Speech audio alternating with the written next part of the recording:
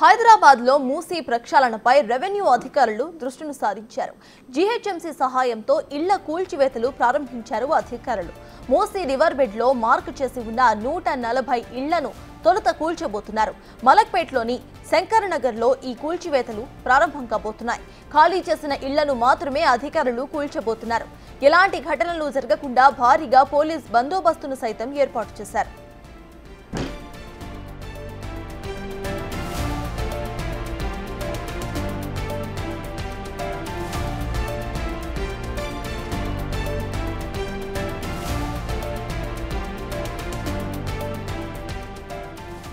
River bed లో ఇళ్లు ఖాళీ చేసిన వారికి ప్రభుత్వం ఉచితంగా డబుల్ బెడ్రూమ్ ఇళ్లను కేటాయించింది. దగ్గరుండి వారితో గృహప్రవేశం కూడా చేయించింది ప్రభుత్వం. ఎవరిని కూడా బలవంతంగా ఇల్లు ఖాళీ చేయించబోమని అధికారులు స్పష్టంగా తెలిపారు.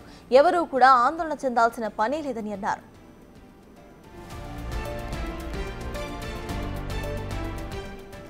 హైదరాబాద్ లో మూసీ ప్రక్షాళన దిశగా రెవెన్యూ అధికారులు అడుగులు ముందుకు వేస్తున్నారు. ఇదే అంశంపై పూర్తి డీటెయిల్స్ ను మా ప్రతినిధి సుజాత అందిస్తారు. సుజాత, చెప్పండి, ప్రజెంట్ అక్కడ అప్డేట్స్ ఏంటి?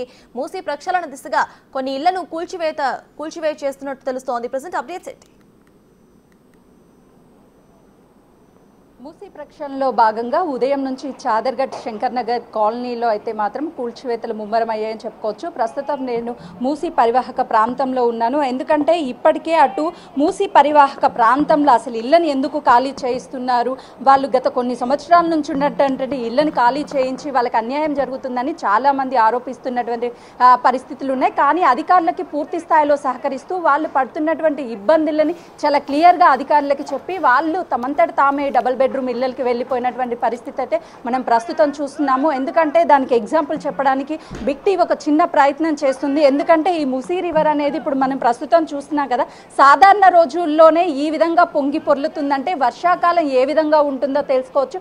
ఒక్కసారి దాన్ని చూపించేందుకు బిగ్ టీవీ చిన్న ప్రయత్నం చేస్తుంది. అందులో భాగంగానే నా చేతిలో ఒక టేబ్ ఉంది. అంటే ఈ మూసీ వాటర్ అనేది ఇప్పుడు ఉన్నటువంటి ఇళ్ల నిర్మాణం ఏదైతే కూల్చివేస్తున్నారో దానికి ఎంత డిస్టెన్స్లో ఉంది, ఈ వాటర్ పొంగి పొర్లితే ఆ ఇళ్లలోకి నీళ్లు వెళ్తే వాళ్ళు ఎలాంటి పరిస్థితులు ఎదుర్కొంటున్నారు, ఇవన్నిటిని కూడా చెప్పడానికి చిన్న ప్రయత్నాన్ని అయితే మాత్రం బిగ్ టీవీ చూపించే ప్రయత్నం చేస్తుందనే చెప్పుకోవాలి. ఈ ప్రస్తుతం టేబ్ ఉంది, ఈ టేబు ద్వారా కొలుద్దాం. ఎందుకంటే ఈ మూసీ ప్రాంతం ఏదైతే రివర్ ఉందో వాటర్ నా చేతిలో టేబ్ ఉంది. పూర్తిగా దాదాపు ఎన్ని మీటర్ల వరకు ఉంది ఏంటి అని చెప్పేసి చెప్పడానికి కొలుస్తున్నాను. చూడొచ్చు, చాలా క్లియర్గా చూడొచ్చు. ఇక్కడ నేను దీన్ని ఏదైతే మన టేబ్ ఉంటుందో టేబ్ ద్వారా కొలుస్తున్నాను, వాటర్ దగ్గర పెడుతున్నాను.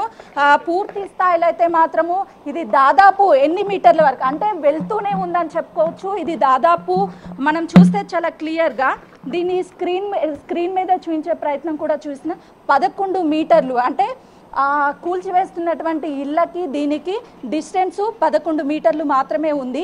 వాటర్ లోపలికి వెళ్ళింది అని అంటే వాళ్ళ ఇళ్లలోకి వెళ్ళినటువంటి సమయంలో సడన్గా అర్ధరాత్రే చిన్నపాటి వర్షాలు కురిసినప్పుడు ఆ వర్షాలకి ఇళ్లలోకి నీళ్లు వెళ్తే వాళ్ళు సడన్గా ఖాళీ చేసి రాత్రికి రాత్రే అంటే వాళ్ళ వస్తువులని వదిలేయాలి, చిన్న చిన్న పిల్లల్ని చేతుల్లో పెట్టుకొని వాళ్ళు వెళ్ళే పరిస్థితులు అయితే మాత్రం గతంలో చూసాము. ఆ పరిస్థితులకి భిన్నంగా అంటే వాళ్ళు ఎలాంటి ఇబ్బందులు పడొద్దు అని మూసీ రివర్ ప్రాంతంలో ఉన్నటువంటి వాటన్నిటినీ కూడా ఇళ్లలు ఏవైతే ఉన్నాయో వాటిని డబుల్ బెడ్రూమ్ ఇళ్ళకి వాళ్ళని తరలిస్తున్నటువంటి పరిస్థితి ఉంది. ప్రస్తుతం మనం చూడొచ్చు, దాదాపు అంటే ఈ వాటర్ ఫ్లోటింగ్ అనేది ఒక్కొక్క చోట ఒక్కొక్క విధంగా ఉంది.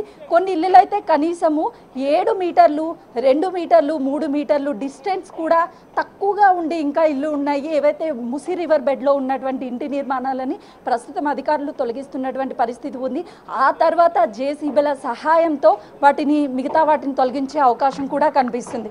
ఎందుకంటే ఇప్పుడు కూలగొడుతున్నటువంటి ఇంటిని చూస్తే స్వతహాగా ఇళ్లలో ఉంటున్నటువంటి వాళ్ళని ఆ ఇంటి నిర్మాణాలని అధికారులు పంపించినటువంటి వాళ్ళతో దగ్గరుండి కూల్చగొట్టించుకొని డబుల్ బెడ్రూమ్లకు వెళ్ళిపోతున్నారు. వాళ్ళ దగ్గర ఉన్నటువంటి ఏవైతే ఇంటి నిర్మాణంలో ఆ ఇనుప వస్తువులు కావచ్చు మరే ఇతర వస్తువులు ఉన్నాయో వాటన్నిటిని వాళ్ళు అమ్ముకుంటే కనీసం వాళ్ళకి 3 నుంచి 4 వేల రూపాయలైనా వచ్చే అవకాశం ఉంటుంది. ఆ డబ్బులు వచ్చినప్పుడు ఎంతో కొంత ఉపయోగపడుతుంది అని అధికారులకి చెప్పినటువంటి సమయంలో అధికారులు అంగీకరించడం వాళ్ళకి పూర్తి స్థాయిలో ఉపయోగ ఉపయోగపడే విధంగా అన్ని విధాలుగా సౌకర్యాలు కల్పించి డబుల్ బెడ్రూమ్ ఇళ్ళకి తరలిస్తున్నటువంటి పరిస్థితి అయితే ఉందనే చెప్పుకోవచ్చు.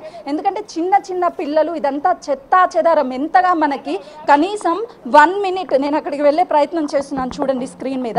ఈ మొత్తం చెత్తలో దాదాపు మనము ఆ ఇంటికి ఈ చెత్తకి చాలా దగ్గరలో ఉంది. చెత్తలో ఉండాలి అంటే పిల్లల్ని పెట్టుకొని చాలా ఇబ్బంది పడుతుండే. ఆ ఇబ్బందులన్నింటిని తొలగించే దిశగా అయితే మాత్రం ప్రభుత్వం అడుగులు వేస్తుంది. వాళ్ళని డబుల్ బెడ్రూమ్ ఇళ్ళకి పంపించడంతో వాళ్ళ ఆనందాన్ని వ్యక్తం చేస్తున్నటువంటి పరిస్థితి అయితే ఉందనే చెప్పుకోవచ్చు. Right, thank you Sujatha.